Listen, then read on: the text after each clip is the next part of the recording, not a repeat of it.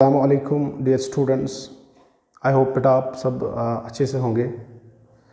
जैसे कि बेटा आपको याद होगा हमारा जो प्लांट ग्रुप चल रहा था अभी, that was basically algae.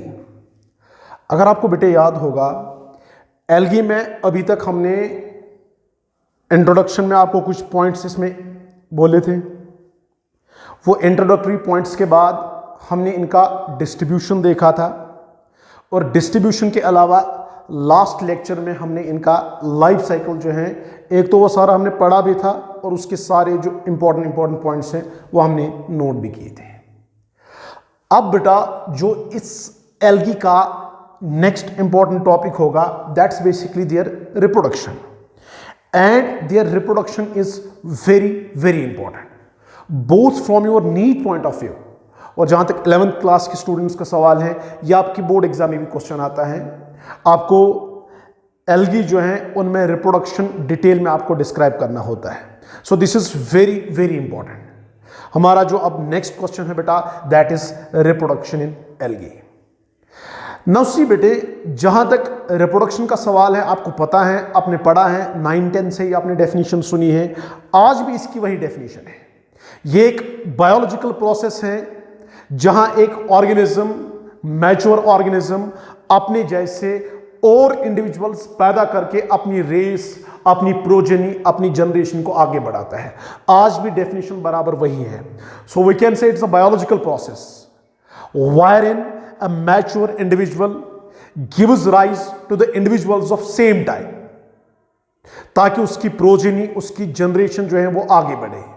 Same type मेरा कहने का मतलब है अगर ये इंसान होगा ये इंसान जैसे इंडिविजुअल्स बनाएगा, अगर ये डॉग होगा ये डॉग जैसे इंडिविजुअल्स बनाएगा, if it is a cat, cat जैसे इंडिविजुअल्स बनेंगे। This is what do mean by same type. जब आप बेटा ओवरऑल रिप्रोडक्शन दुनिया में देखेंगे, there are basically 3 types of reproductions. In fact आप इन तीनों को बाद में 2 ही टाइप्स में कन्वर्ट करते हैं। फिलहाल मैं आपको तीनों टाइप्स दिखाऊंगा, बाद में दिखाऊंगा इनको हम 2 में कैसे कन्वर्ट करते हैं।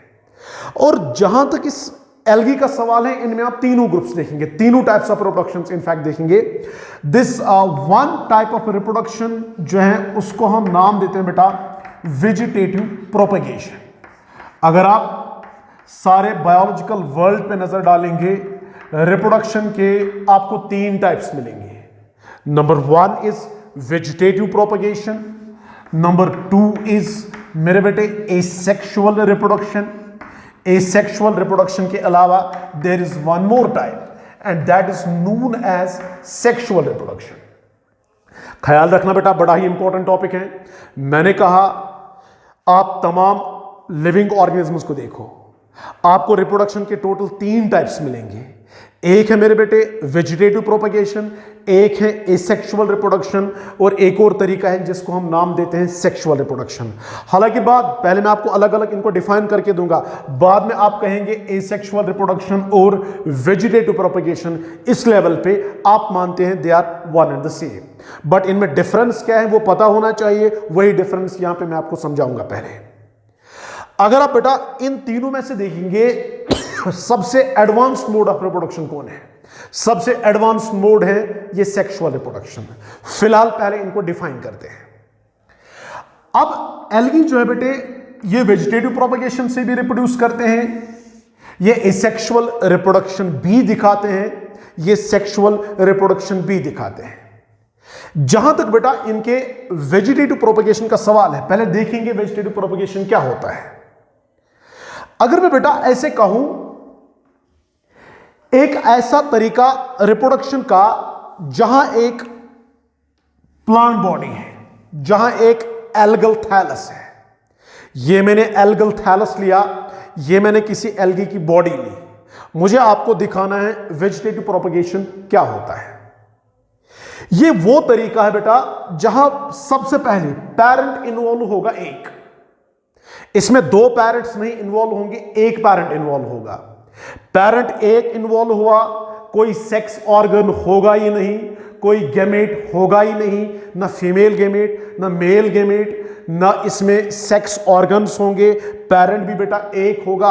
और याद रखना सबसे बड़ी बात, इसमें मेरे बेटे कोई भी मियोसिस नहीं होगा। जितने भी सेल डिविजन्स इसमें होंगे बेटा, all divisions will be mitotic. तो क्या मैंने कहा बेटा? मैंने कहा वेजिटेटिव प्रोपगेशन एक ऐसा तरीका है रिप्रोडक्शन का जहां बेटा पेरेंट इन्वॉल्व होगा एक, जहां कोई सेक्स ऑर्गन इन्वॉल्व नहीं होगा, जहां सेक्स ऑर्गन्स नहीं होंगे, जहां मेल गेमेट्स नहीं होंगे, जहां बेटा मियोसिस भी नहीं होगा, और जब भी कोई डिवीजन करना होगा वो होता है माइटोटिक डिवीजन। सर फिर नए नए इंडिविजुअल्स कैसे बनेंगे? इसी पेरेंट बॉडी से मेरे बेटे कोई हिस्सा अलग होगा। फॉर एग्जांपल यहां कट हुआ, यह हिस्सा अलग हुआ, यहां कट हुआ, यह हिस्सा अलग हुआ, यहां कट हुआ, यह हिस्सा अलग हुआ। जितने भी हिस्से इस पेरेंट बॉडी के होंगे वो तमाम हिस्से डेवलप होंगे नए नए इंडिविजुअल्स में। Now this mode of reproduction is what we call vegetative propagation. So कहने से बेटा अगर डिफाइन करना होगा मैं ऐसे कहूंगा, इसमें कोई सिनगैमी नहीं होगा। सिनगैमी क्या होता है मेरे बेटे? सिन मींस फ्यूजन, गैमी मींस गेमेट्स। यहां गेमेट्स जब बनेंगे ही नहीं तो फ्यूजन किसका होगा बेटा? यहां गेमेट ना बनेगा ना उनका फ्यूजन होगा। इसी तरीके से याद रखना बेटा, इस मोड ऑफ रिप्रोडक्शन में कोई मियोसिस भी नहीं होता, और जब भी कोई डिवीजन होगा बेटा वो होगा कौन सा डिवीजन? Mitotic division. जरा आप एक बार फिर से मुझे वेजिटेटिव प्रोपगेशन डिफाइन करके दीजिए। सर वो मोड रिप्रोडक्शन का जहां सिनगैमी नहीं, जहां मियोसिस नहीं, और यहां क्या होगा? जब भी कोई डिवीजन करना होगा वो होगा माइटोटिक डिवीजन। अब मेरे बेटे नए नए इंडिविजुअल्स बनेंगे कैसे, उसके बारे में एक लाइन लिखेंगे। हम लिखेंगे अ पार्ट ऑफ, शाबाश, a part of parent body. Parent body का एक हिस्सा अलग होगा, detach, separates. A part of parent body detach and मेरे बेटे develops into new individual. Parent body का कोई हिस्सा मेरे बेटे अलग होगा और वही नया इंडिविजुअल बनाएगा।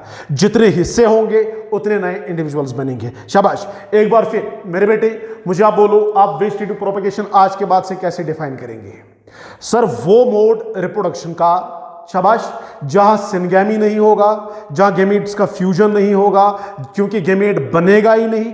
जब बनेगा ही नहीं तो फ्यूजन किसका होगा बेटा? यहां मियोसिस भी नहीं होता। जितने भी डिविजन्स होने हैं वो माइटोटिक डिविजन्स होंगे। अब रिप्रोडक्शन कैसे होगा बेटा? नए इंडिविजुअल्स कैसे बनेंगे? Sir a part of parent body detach, और वही डेवलप होगा किसमें बेटा? नए इंडिविजुअल में। तो ये था वेजिटेटिव प्रोपगेशन के बारे में। इसके बाद ये 2-3 पॉइंट्स लिखने के बाद आप क्या करेंगे? अब अगर आप एल्गी में देखेंगे एक तरीका आप कॉमन देखेंगे। जब एल्गी को वेजिटेटिव प्रोपगेशन करना होगा, ये 3 पॉइंट्स लिखने के बाद आप ऐसे एरो डाल के लिखेंगे। इनमें एक तरीका वेजिटेटिव प्रोपगेशन का कॉमन है, जिसको हम बेटे नाम देते हैं fragmentation. Remember, fragmentation is a type of vegetative propagation जो आप एल्गी में देखेंगे, मगर फिलामेंटस एल्गी में। फिलामेंटस एल्गी का मेरे कहने का मतलब क्या है बेटा? ऐसे एक एल्गल फिलामेंट आपके पास होगा। अब फ्रेगमेंटेशन में क्या होता है? Unequal fragments. ऐसा नहीं आप स्केल लेके इसको कट करेंगे, नहीं। एक कट यहां होगा तो छोटा फ्रेगमेंट बनेगा, एक कट यहां होगा तो बड़ा फ्रेगमेंट बनेगा। अब अनइक्वल फ्रेगमेंट्स होने के बाद हर एक एक फ्रेगमेंट चाहे छोटा हो चाहे बड़ा हो, ये डेवलप होंगे नए इंडिविजुअल्स में। Now this mode of vegetative propagation is what we call fragmentation. और आपने बेटा साफ साफ इसमें देखा, न इसमें सिनगैमी हुआ, पेरेंट भी इन्वॉल्व एक हुआ, इसमें मियोसिस भी नहीं हुआ। जब ये हर एक फ्रेगमेंट नया इंडिविजुअल बनाता है, इसको डिवाइड करना होता है, मगर ये डिवाइड मियोसिस से नहीं करता, ये माइटोसिस से डिवाइड करता है। तो हम लिखेंगे बेटा फ्रेगमेंटेशन में एक लाइन, हम लिखेंगे पेरेंट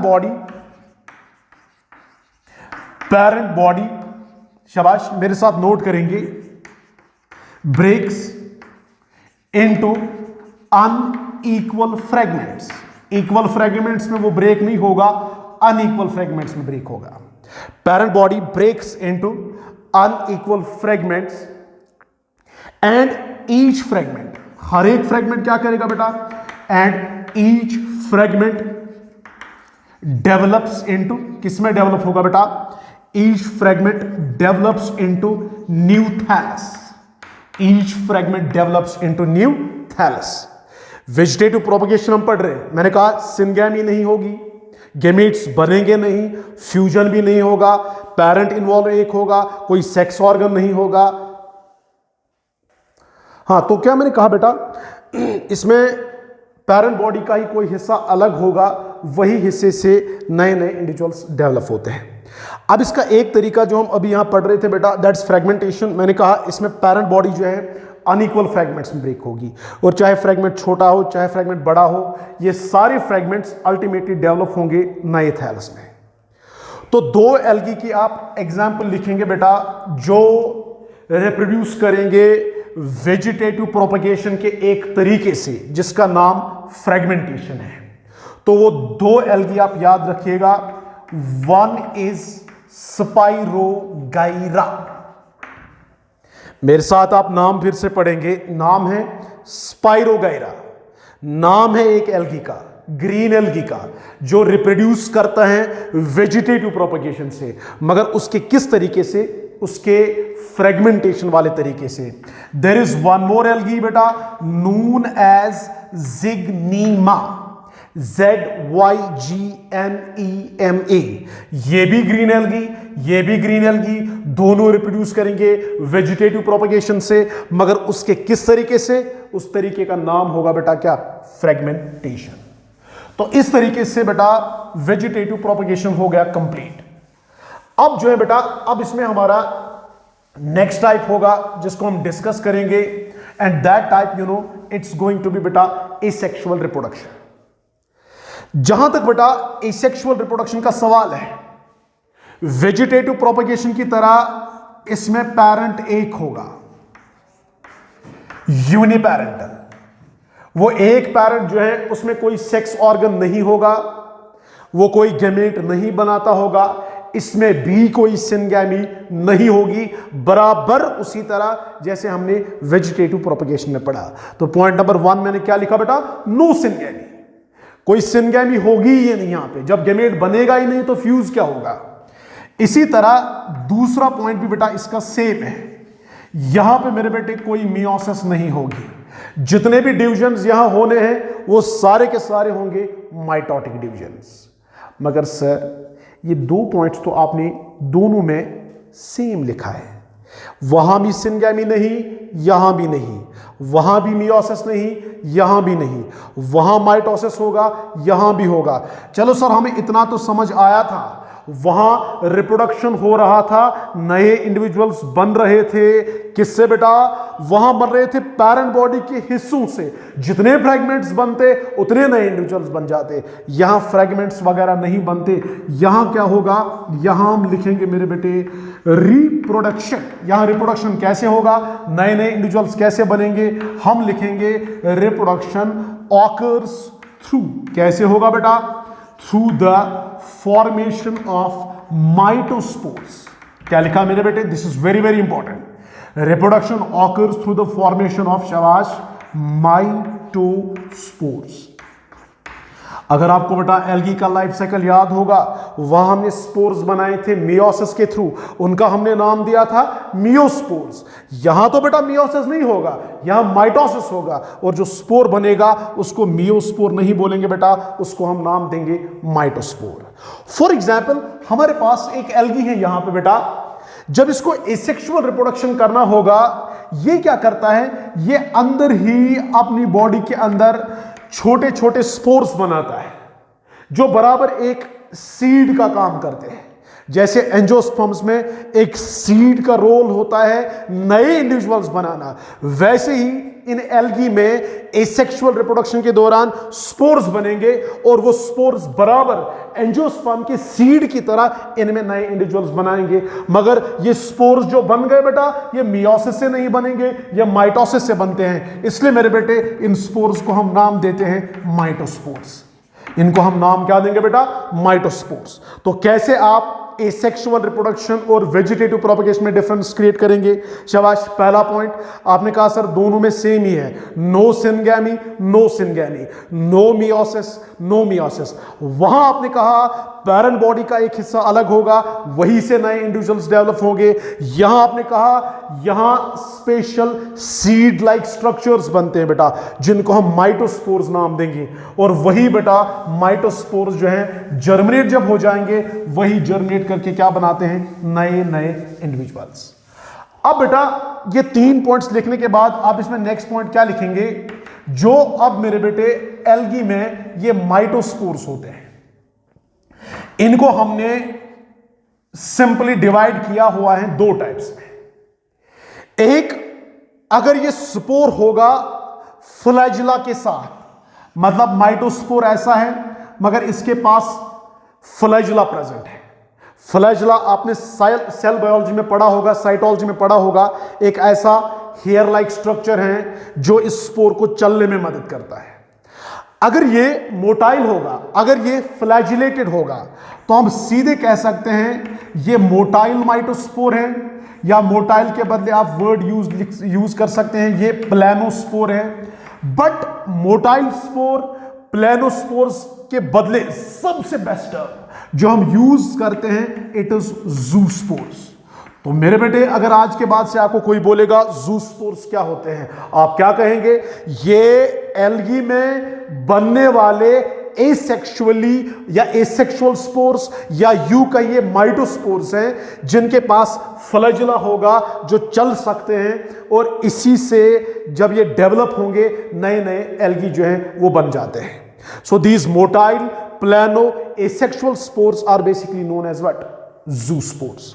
बट बेटा इनके बारे में एक बात याद रखना, ज़ूस्पोर्स आर फ्लैजिलेटेड, ये माइटोस्पोर्स हैं, एसेक्सुअल स्पोर्स हैं, मूव कर सकते हैं, चल सकते हैं, और जब ये जर्मिनेट होंगे ये जर्मिनेट करके नए इंडिविजुअल्स बना सकते हैं। बट रिमेंबर बेटा, these zoospores are always produced under favourable conditions.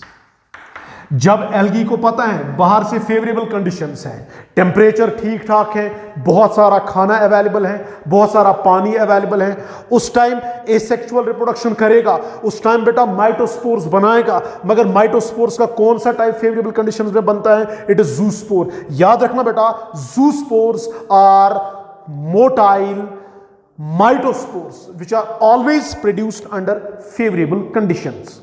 और अगर आप एक एल्गी की एग्जाम्पल भी याद रखेंगे जो एसेक्सुअली रिप्रोड्यूस तो करता है but by means of the zoospores, तो इसमें बेस्ट एग्जाम्पल होगा बेटा क्या?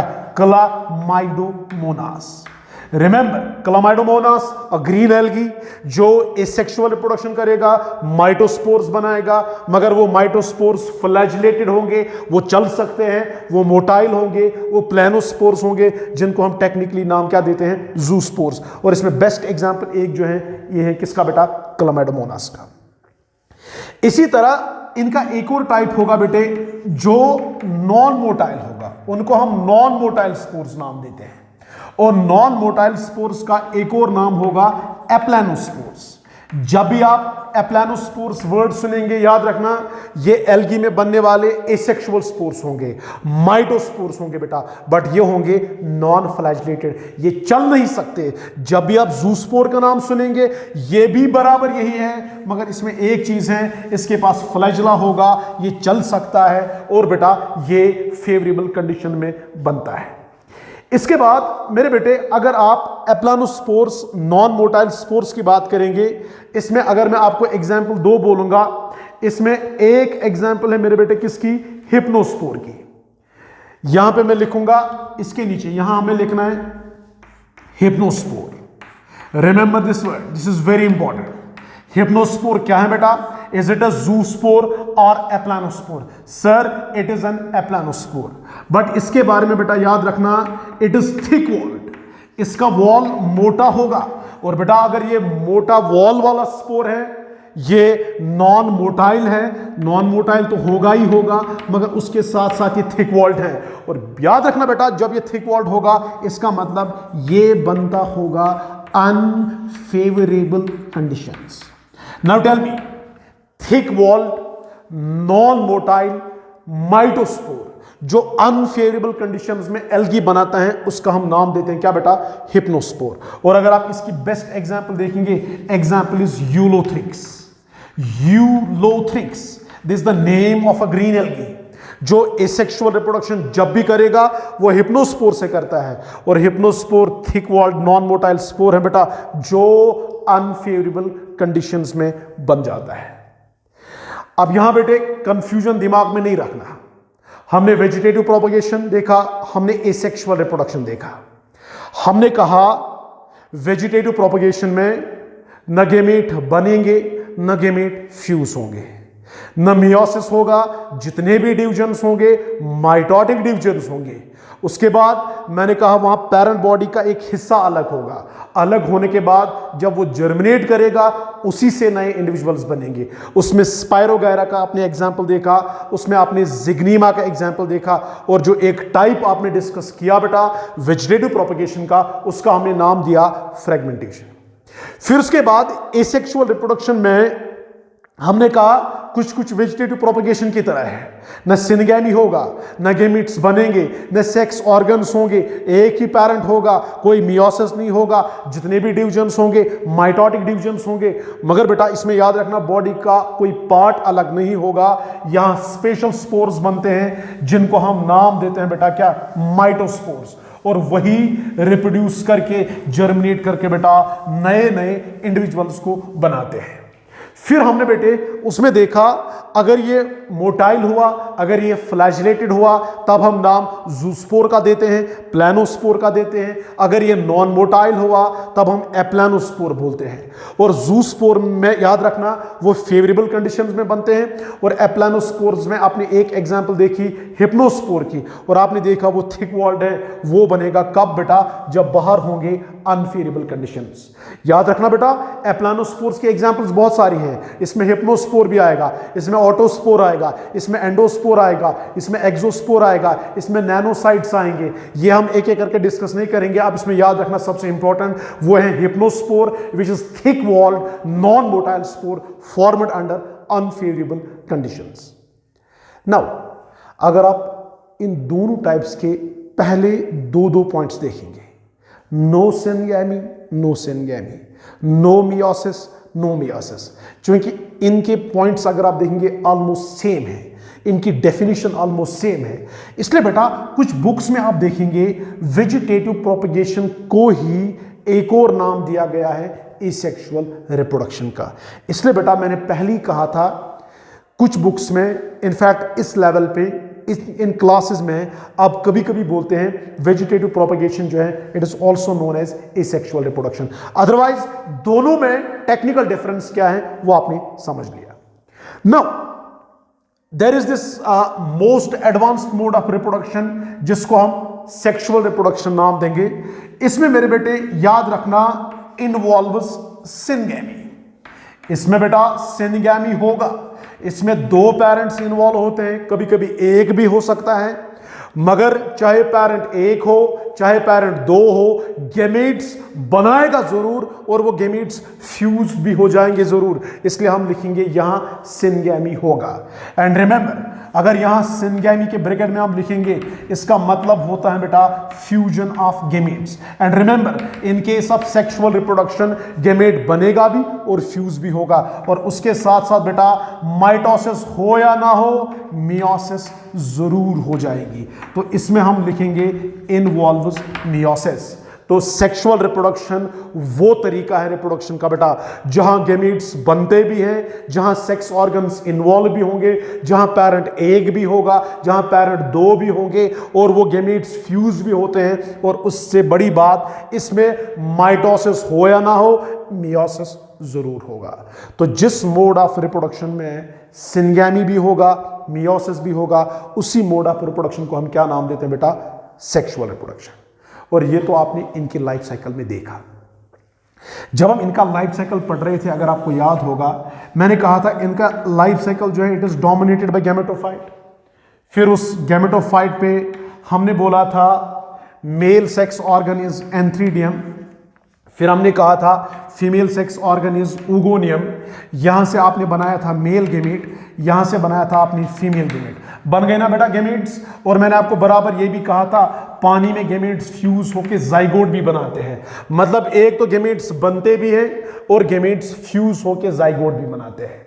सो इसका मतलब जो आपने इनका लाइफ साइकिल पढ़ा वहां आपने देखा, पहले ये प्रूव हो गया है कि सेक्सुअल रिप्रोडक्शन में गेमेट्स बनते भी हैं और फ्यूज भी होते हैं, जैसे कि आपने देखा। बट सवाल है यहां आपने पैरेंट एक दिखाया, this is monoecious condition. Monoecious condition मतलब पैरेंट एक, इसमें दोनों सेक्स ऑर्गन्स। अगर डाइशियस कंडीशन होती, मेल पैरेंट अलग होता, फीमेल पैरेंट अलग होता, ये भी गेमेट बनाता, ये भी गेमेट बनाता, बाद में वो फ्यूज होकर जाइगोट बनाते हैं। इसका मतलब पैरेंट कभी एक भी हो सकता है अगर मोनोइशियस कंडीशन हुई, अगर डाइशियस कंडीशन हुई तो दो पेरेंट्स होंगे, गेमेट्स बनेंगे भी, सिनगैमी होगी, उनका फ्यूजन भी होगा। और आपने बराबर देखा बेटा इनमें मियोसिस भी होती है बेटा, और मियोसिस से ही इनमें मियोस्पोर्स भी बनते हैं। तो याद रखना मेरे बेटे, वो मोड रिप्रोडक्शन का जहां सिनगैमी भी होगा, जहां मियोसिस भी होगा, जहां पेरेंट एक भी हो सकता है, जहां पेरेंट्स दो भी हो सकते हैं, जहां सेक्स ऑर्गन्स इन्वॉल्व होंगे बेटा, उस मोड ऑफ रिप्रोडक्शन को हम सेक्सुअल रिप्रोडक्शन का नाम देते हैं। और ये जो है बेटा, ये मोड ऑफ रिप्रोडक्शन हमने ऑलरेडी डिस्कस किया हुआ है। अब मेरे बेटे इसमें क्या है, कहते हैं बेटा ऑन द बेसिस ऑफ, जो इसमें गेमेट्स बनते हैं, मेल गेमेट अलग, फीमेल अलग, जो सेक्सुअल रिप्रोडक्शन में बनने वाले गेमेट्स हैं, जब वो फ्यूज होते हैं उनका नेचर क्या होगा? क्या एक छोटा होगा, एक बड़ा होगा, क्या एक मोटाइल होगा, एक नॉन मोटाइल होगा? उस बेसिस पे हमने सेक्सुअल रिप्रोडक्शन के 3 टाइप्स बनाए हैं। तो यहां हम लिखेंगे on the basis of nature. शाबाश, क्या लिखा बेटा? On the basis of nature of fusing gametes. शाबाश, on the basis of nature of fusing gametes. शाबाश शाबाश शाबाश। सेक्सुअल रिप्रोडक्शन कैन बी, क्या हो सकता है बेटे? ये जो गेमेट्स सेक्सुअल रिप्रोडक्शन में बन गए, जो फ्यूज भी हो गए बेटा, अब ये फ्यूजिंग गेमेट्स का नेचर क्या है? We can say sexual reproduction can be isogamy, it can be even anisogamy. और एनाइसोगैमी का एक खास टाइप और है जिसको हम नाम देते हैं ओगैमी। सो कहने से बेटा sexual reproduction is further divide into 3 types, isogamy, anisogamy, ओगैमी। ये 3 टाइप्स हमने किस बेस पे बनाए हैं? ये हमने बनाए हैं जो एक गेमेट्स आपस में फ्यूज होते हैं उनका नेचर क्या है। वो नेचर का क्या मतलब है ये आपको अभी समझ आएगा जब हम एक एक करके इनको डिस्कस करेंगे। But before discussing these 3 types one by one, remember one thing बेटा, दिस ओगैमी जो है it's the most advanced mode of sexual reproduction. हालांकि vegetative propagation, asexual reproduction, sexual reproduction, तीनों में सबसे इंपॉर्टेंट था, सबसे एडवांस था सेक्सुअल रिप्रोडक्शन। मगर सेक्सुअल रिप्रोडक्शन के खुद 3 टाइप्स हैं और इन 3 में से सबसे एडवांस टाइप कौन होगा? ओगैमी। और सबसे पुराना टाइप होगा isogamy. The most primitive type of sexual reproduction is isogamy and the most advanced type of sexual reproduction is what? It's going to be ogamy. Now see beta, as far as this isogamy is concerned, अगर आप isogamy देखेंगे, नाम खुद बोलता है। Iso मतलब same, गैमी मतलब gametes, मतलब सेक्सुअल रिप्रोडक्शन का वो तरीका जहां गेमेट्स जब फ्यूज हो जाएंगे बेटा, वो गेमेट्स जो हैं वो होंगे एग्जैक्टली अलाइक।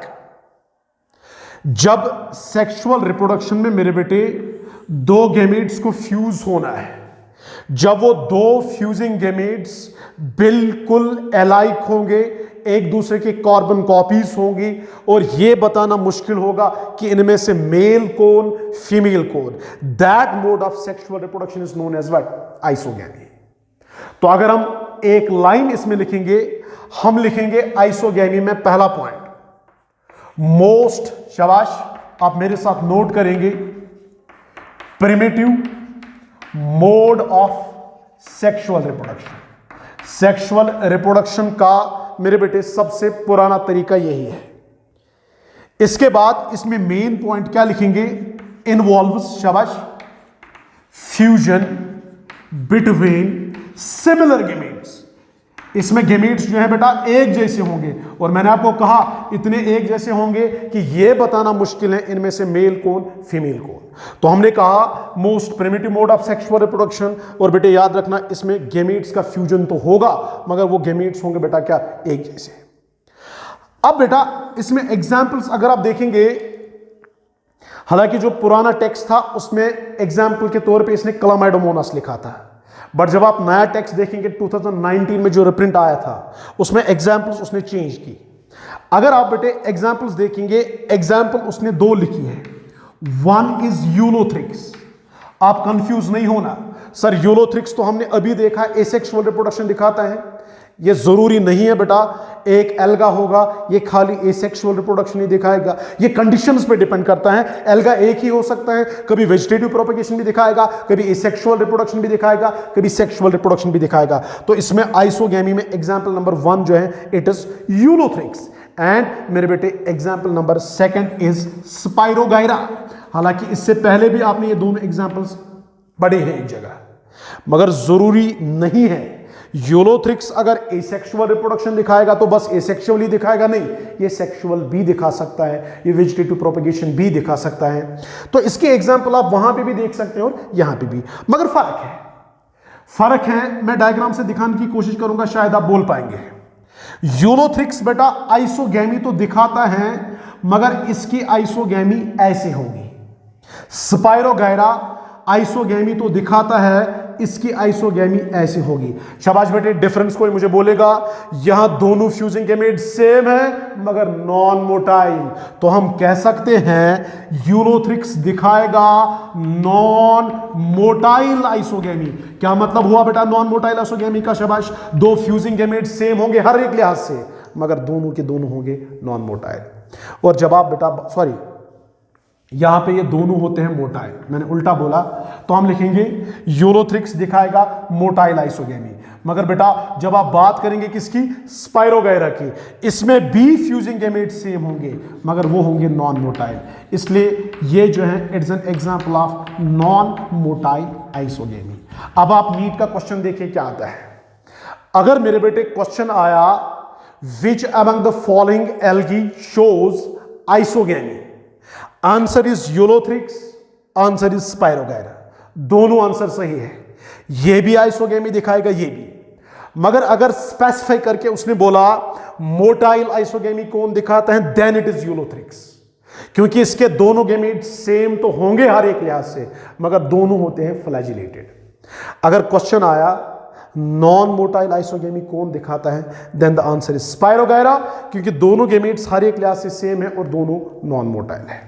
सो रिमेंबर, अगर आप घर पे कोई ऑब्जेक्टिव बुक सॉल्व करते होंगे आप देखेंगे कभी कभी इसमें एग्जाम्पल उसने क्लामाइडोमोनास लिखा होगा। आप डरना नहीं, पुराने टेक्स्ट पे क्लामाइडोमोनास लिखा था बट आप वो भूल जाइए, नए टेक्स्ट के हिसाब से जो 2019 में रिप्रिंट आया था, Ulothrix is an example of motile isogamy, spirogyra is an example of non motile isogamy, and both the algae represent the example of what? Isogamy. ये आप नोट करिए बेटा। इसके बाद इसमें जो है दूसरा टाइप हम डिस्कस करेंगे, वो है एनाइसोगैमी। जैसे कि बेटा नाम खुद बोलता है, सेक्सुअल रिप्रोडक्शन का वो तरीका, एनाइसो मीन्स डिफरेंट, गैमी मीन्स गेमेट्स, मतलब दो जुड़ने वाले गेमेट्स डिफरेंट होंगे। जब दो डिफरेंट गेमेट्स के बीच में बेटा फ्यूजन होगा, उस मोड ऑफ सेक्सुअल रिप्रोडक्शन को हम नाम देते हैं क्या बेटा? एनाइसोगैमी। तो हम लिख सकते हैं बेटा यहां पे पॉइंट एक, इन्वॉल्व्स, शाबाश शाबाश मेरे बेटे, involves fusion between dissimilar gametes. वहां आपने लिखा था सिमिलर गेमेट्स, यहां लिखेंगे बेटा क्या? Dissimilar gametes. जब डिसिमिलर गेमेट्स के बीच में फ्यूजन होगा वो से it is anisogamy. It can be like this, एक साइज में बड़ा एक साइज में छोटा। अगर दोनों साइज में बराबर होंगे, एक होगा फ्लैजिलेटेड दूसरा होगा नॉन फ्लैजिलेटेड, किसी ना किसी एंगल से दो जुड़ने वाले गेमेट्स जब डिफरेंट होंगे, that mode of sexual reproduction is known as what? Anisogamy. और अगर आप इसमें एग्जांपल देखेंगे, इट इज यूडोरीना स्पीशीज। आप घर पे टेक्स्ट चेक करना, एक एल्गी इसमें आएगा जो बेटा एनाइसोगेमी दिखाता है, and that algae is what, Eudorina, involves fusion between dissimilar gametes. और एग्जाम्पल आपने इसमें क्या लिखा बेटा, यूडोरीना स्पीशीज। ना last mode of sexual reproduction is oogamny, जिसको हम कभी कभी बोलते हैं oogamous mode of reproduction. Remember बेटा, oogamous या oogamny में क्या होगा, ये असल में एनाइसोगेमी का एक खास टाइप है। ये बेटा एनाइसोगेमी का एक स्पेशल टाइप है। स्पेशल टाइप लिखने से पहले आपको पता है ये सेक्सुअल रिप्रोडक्शन का सबसे एडवांस टाइप है, तो हम बेटा पहला पॉइंट लिखेंगे most advanced mode of sexual reproduction. Sexual reproduction का सबसे एडवांस तरीका यही है, oogamny। और ये मेरे बेटे एक खास तरीका है एनाइसोगेमी का, जहां दो जुड़ने वाले गेमेट्स हमेशा हमेशा ऐसे होंगे। सर कैसे होंगे, छोटा होगा एक, वो होगा मोटाइल, मगर मेरे बेटे ये हमेशा होगा मेल गेमेट। ये वाला होगा बड़ा नॉन मोटाइल, ये हमेशा होगा female gamete. When there is fusion between small motile male gamete and large non motile female gamete, that mode of sexual reproduction is known as what, anisogamy. मगर बेटा anisogamy ये बाद में है। अगर आप पहले देखेंगे इसमें भी दो जुड़ने वाले गेमेट्स डिफरेंट हैं। तो सबसे पहले ये एनाइसोगेमी हुआ, और एनाइसोगेमी का ही एक खास टाइप है oogamny, जहां छोटा गेमेट मोटाइल होगा, मेल गेमेट होगा, बड़ा गेमेट नॉन मोटाइल होगा, फीमेल गेमेट होगा। इसी मोड ऑफ रिप्रोडक्शन को हम क्या बोलते हैं ना, oogamny। तो हम कह सकते बेटा oogamous मोड ऑफ रिप्रोडक्शन जो है इट इज एनाइसोगेमस। मगर एनाइसोगेमस oogamous हो ये जरूरी नहीं है, वो समझ ही नहीं आया कैसे। oogamny बाद में है, oogamny से पहले जब दो गेमेट्स पे आप नजर डालते हैं ये डिफरेंट है, तो ये एनाइसोगेमी पहले है। इसलिए मैंने कहा oogamny कैन बी एनाइसोगेमी, मगर एनाइसोगेमी oogamny हो ये जरूरी नहीं है। तो इसमें हम क्या लिखेंगे बेटा, most advanced mode of sexual reproduction. उसके बाद नेक्स्ट पॉइंट इन्वॉल्व्स, शाबाश, fusion between small motile male gamete and large non motile female gamete, large non motile female gamete. और इसमें एग्जाम्पल याद रखना बेटा, एक है वोल्वॉक्स और दूसरा आपके टेक्स्ट में एग्जाम्पल लिखा है Fucus, Volvox and Fucus. So this marks the end of this very important topic that is reproduction in algae. I hope कि बेटा ये सबको अच्छे से अंडरस्टैंड हुआ होगा। Thank you.